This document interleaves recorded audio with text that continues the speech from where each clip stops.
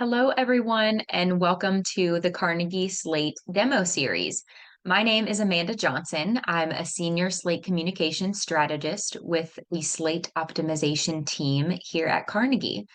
Today, we're going to be exploring Data Explorer, as well as building one together geared toward analyzing campaign UTMs during cycle prep to discover what topics outperformed others within a certain campaign. In this Slate demo series, we will be looking at what exactly Data Explorer is, how we can use it, and then finally, we'll build a version of one together, like I mentioned. As Technolutions defines, Data Explorer expands the functionality of the reports tool to include pivot tables. Using data pulled from a query, pivot tables can summarize and reorganize that data and reveal underlying patterns. We have had a number of partners use this tool to visualize a report before building it. This can assist in understanding what filters and exports you'll want for the report, as well as enhance the possibilities of how to view the data. For example, here we see two parts of a typical campaign metrics report. We can easily add exports like I've done in the top screenshot and expand the report and look at additional criteria compared to a different set of criteria. But it doesn't allow us to see the data in a way that's visually appealing or easily digestible to make strategic conclusions.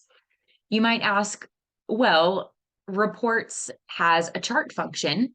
Why not just use that? Sure, we certainly could if it's something we want to live on the report all the time in that manner.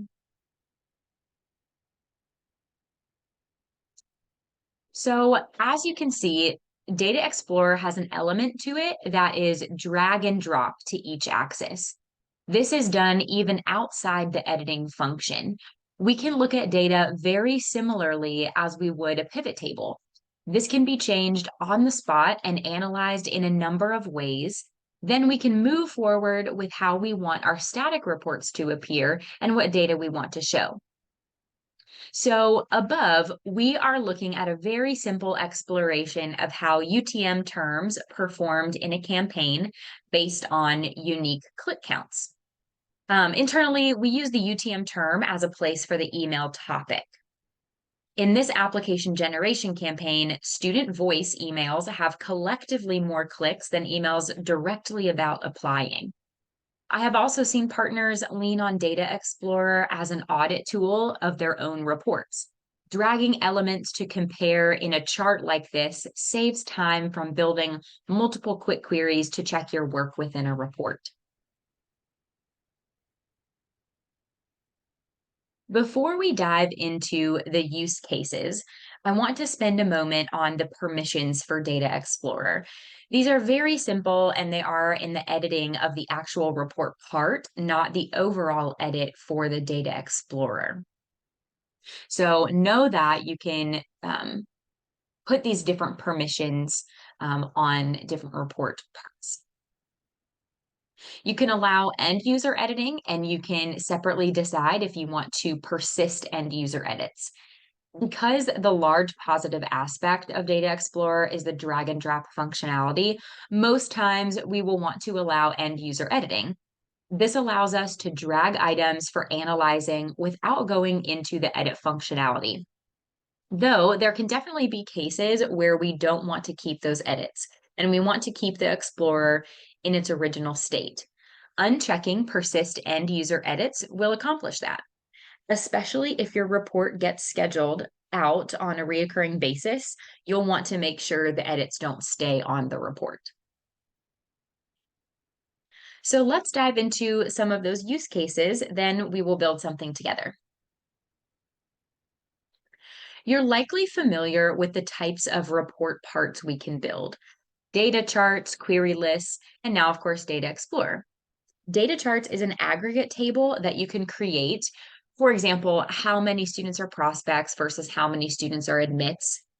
For these types of reports, data charts is still the recommended format, since you can formulate your columns to be like your headers and then configure the data in various ways like by student type, program, etc. The charts offered in this section are basic. A good use case would be seeing first gen student percentage compared to non first generation student percentage. However, these can be difficult to read depending on how many values you are looking to display, like majors. Also, for every number of columns you have, you'd have a different chart for each column. So with this report part, it can sometimes be challenging to read. However, Data Explorer helps us with this. The pivot table type format allows you not to have to display all information at once. For instance, let's look at this class profile report. You might want to see details of race, sex and gender, major, if they're first generation, etc. And that can get relatively large.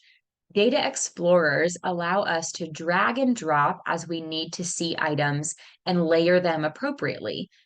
It's a great way to consolidate a report into one part, but interactively adjust what you are actually wanting to view and analyze. Another use case could be to look at this with a ping base and determine timestamps for certain campaign or source pings. This is showing Carnegie Digital UTM sources over a period of time.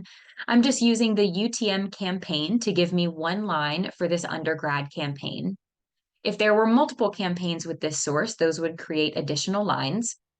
Then I'm crossing it over with the timestamp, which I have format masked to show us month, day, and year. However, if we wanted to pull in that entry term, export, and see what that does, we can. This gives us more lines on the graph. I've also format masked my timestamp to reflect now just the month for readability of the graph.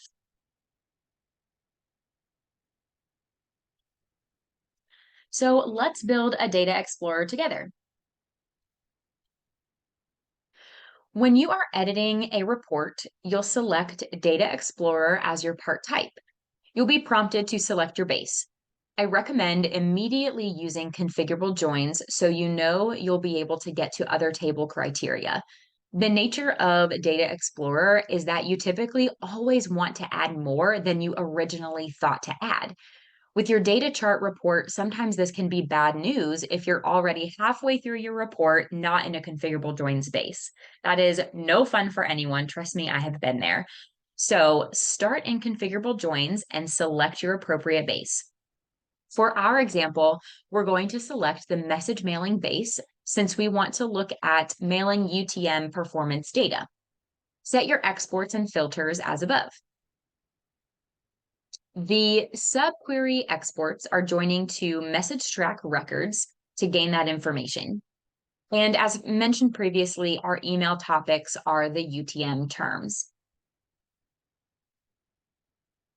Once you save your desired filters and exports, you'll be met with a plain table with account applied. So next comes the customization.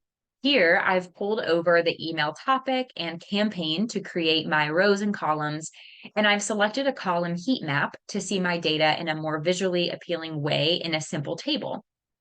Always remember, as you're exploring here, you can go back and add additional exports to overlay.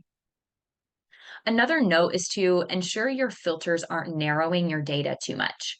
For our example, we are only filtering on two specific campaign folders, this grad appgen and grad yield campaigns.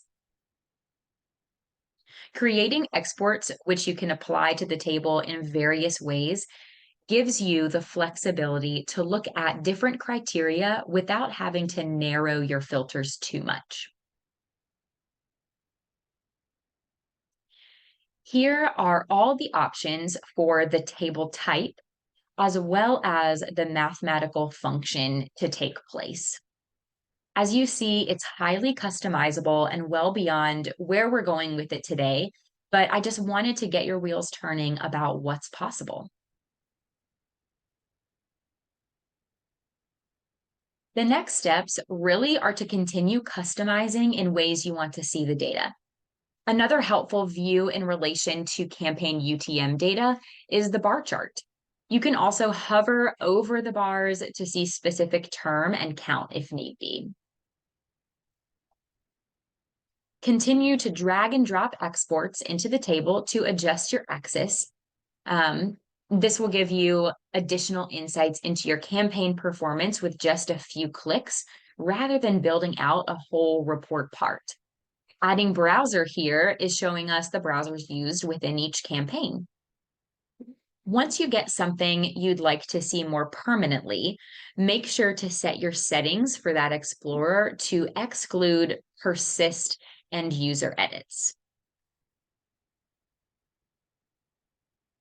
And that concludes our Slate demo series today. Thank you so much for spending a few minutes with me as we dove into Data Explorer. We've only scratched the surface on what we can do with this tool. So we would love for you to come back for more Slate demo series videos or sign up for a tiny training. If you're interested in working with us on any number of Slate related projects, feel free to reach out to me directly or complete our request for information form on the Carnegie website. Once again, my name is Amanda Johnson, Senior Slate Communications Strategist at Carnegie. Have a great day, y'all.